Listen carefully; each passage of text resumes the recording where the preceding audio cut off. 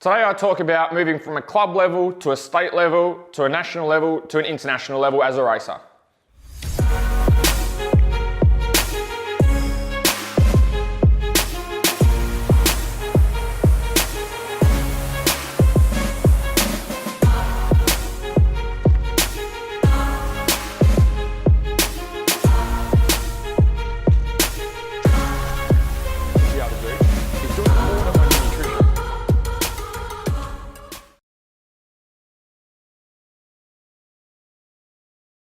Hey guys, welcome to MotoFit TV, episode number 22. A little bit colder today, so jumper out for today's episode. It's been a while. Today, what I want to talk about is something a little bit different to what we normally talk about. I want to be able to go through talking about moving from riding and racing at a club level to then racing at a state level, to racing at a national level, to then racing at an international level, and the differences between those. So I want to talk about everything in terms of outside of speed and ability that changes, outside of actually being fast on the bike. So everything that happens off the bike. Now, there's a couple of things that take progress when you're moving from these different stages in performance. And this is not just specific for riding and racing and progressing with your riding, but also in all different sports. There's certain patterns and certain things that happen in weightlifting, in athletics, in playing soccer, in playing football, rugby, okay, doing speedway, whatever it is. There's certain things that happen as you progress through those different stages of the sport. So there's three key areas to focus on that will change dramatically as you improve. Number one, the distance or the volume of races. So what I mean by that is that the amount of races you do in a specific race meet or the length of those races will be much longer than what you're used to doing. So you may race motocross at a club level and you do 3 or 4 laps at a club day. You may then go to a state level and you have 10 minutes plus 1, which is about 5 or 6 laps. Then you may go to a national level where it's 20 minutes or half an hour, and then you go to an international level where you're probably pushing more that half-hour mark for the motocross side of things. So the distance of the race is changing, which means the level of volume, the level of work capacity required from each racer is also increasing. So your training needs to be able to reflect that in the lead up, both with on the bike, but also with off the bike as well. So when we're going from club level, comparing that with international level, riding once a week and doing a training session here and there is not something that's going to cut it to bring that performance from a club level or bring that speed from a club level all the way up to an international level. Those things need to change accordingly. So when you're looking at progressing with your riding and racing, and you're looking at changing categories, okay, you're going from that club level to the state level to the national level, you need to be able to look at the things that you need to change in order to be able to adapt to be competitive at that next level as well. Because what got you to where you are now will not get you to that next spot. Okay, you need to be able to change things, you need to be able to adapt your training to be able to make sure that you can get there, make sure that you're up to the demands of the task. So this means looking at your training, but this doesn't just mean doing more stuff. Okay, it doesn't mean, okay, you're doing 2 training sessions now, do 4 training sessions. It also means looking a little bit more in depth and being more specific about the types of training you do and the types of things you do. Maybe instead of just eating healthy, maybe you need to get someone now to be able to help you to actually eat, to time your food correctly. Okay, maybe this means that with your training, instead of just doing exercise, you move to a training model. You move from exercise, you move to training, actually having a system and program there rather than just going for a run or just going for a cycle. Maybe that means with your mobility and flexibility work, instead of just hanging off your hamstrings or doing random exercises, you actually have a system or have a program that you follow for your mobility to help you improve in areas that are holding you back. So everything becomes more and more specific, and as you move through, everything becomes more and more tailored or specific for you and for the sport. So if you look at, say, an AFL player, if you're looking at your general Auskick players, okay, or just your social football clubs, they don't have a strength and conditioning coach. They don't look after their nutrition. They train maybe once a week and they play on the weekend, okay? And training's probably not even compulsory. But as you move up through the ranks, you have, I don't know what you have for football, you have amateurs and then you have waffle or Colts and then waffle and then AFL.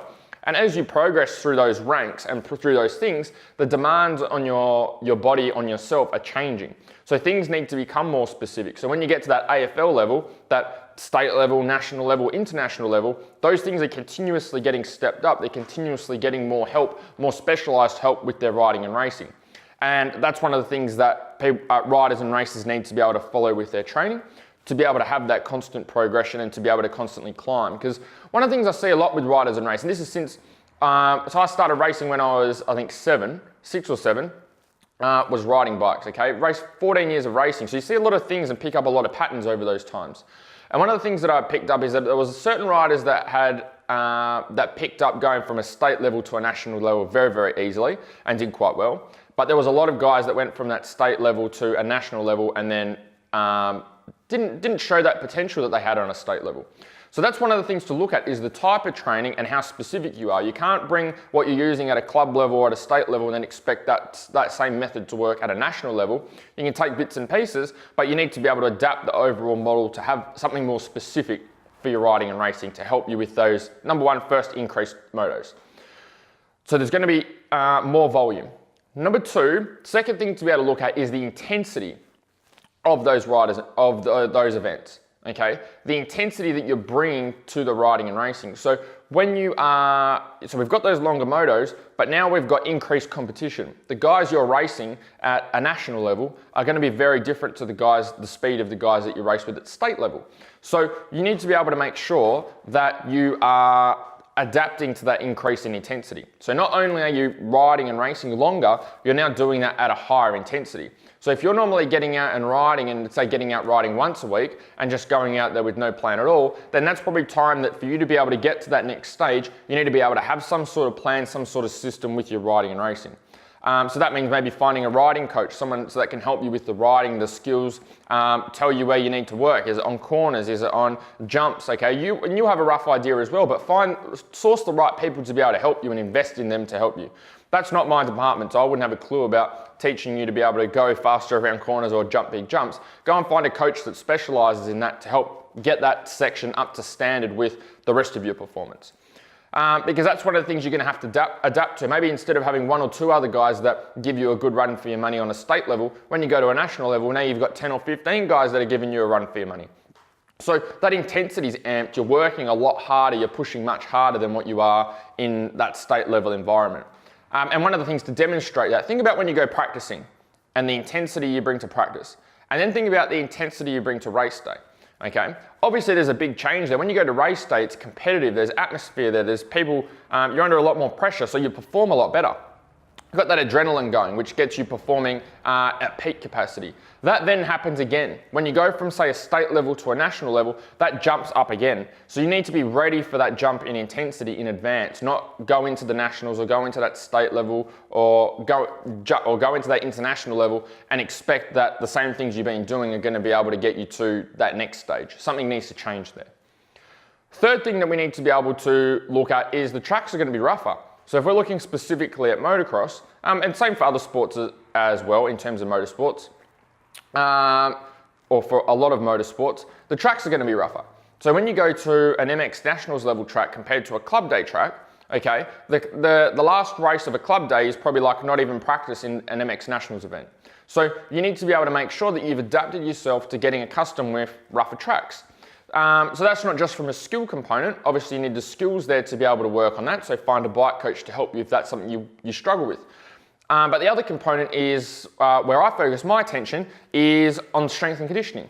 You need to make sure you've got that level of fitness there because now you're riding on a rougher track.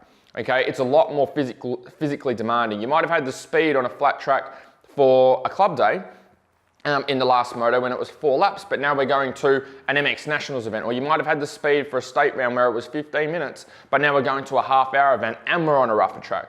So we've got all these, so there are 3 key areas that I've found that most riders and racers need to focus their attention and change and adapt to as they progress with their racing. But the other thing is then they all compound on top of each other. Okay, so now we have a longer moto. So let's say you're going from a 20-minute moto to a half-hour moto. Okay, we've now got to adapt for that 10 minutes extra per moto. We've then got to adapt to the extra intensity for that full half an hour, okay, with having increased talent out on the track. And then we've got to make sure that we also adapt for a rougher track. So now we've got a much rougher track we've got a moto which is lasting longer, and we've got more competitive atmosphere. We've got guys that are working a lot harder than what we're used to. We need to be able to make sure that we've adapted for all three of those, because they're all working together now. We've got a rougher track multiplied by more competitive, multiplied by longer motos. So that's a huge jump. It doesn't look like much when you go, oh, it's just 10 minutes extra. It's not really 10 minutes extra though, and that's the reason why a lot of riders and racers get stuck in their category or get stuck in their lane. They get stuck at a state level, stuck at a national level, stuck at an international level, because they don't adapt, they don't change. They look at it as, oh, I do half-hour motos, I'm good, but really there's a lot underlying there which is more fitness related.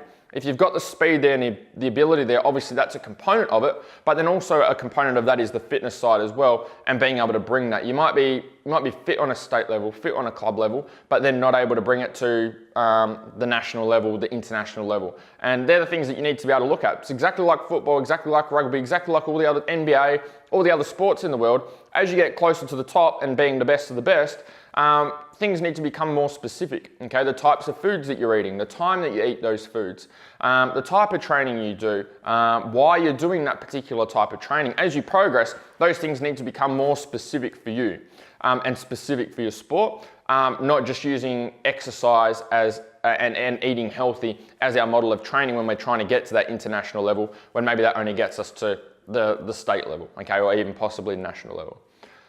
So there are three things to think about. That was just something that had come up, that I'd seen a fair few riders and racers that I know or that I grew up riding and racing with, and had seen this happen to them, and seen what happens with their training and their riding as they've progressed. And one of the things I've picked up with many riders and racers. So hopefully you can take this information on board and pick out where you need to be able to focus your attention most. Otherwise, post up for me. What do you feel is the number one area for you to be able to improve in? Is it working on rougher tracks? Is it working on nailing longer motos? Is it working on increased intensity? Which one of those three areas do you feel is holding you back the most from being able to get to that next stage? So I'm interested to hear, so post up below. Otherwise, look forward to seeing you guys next week. See you later.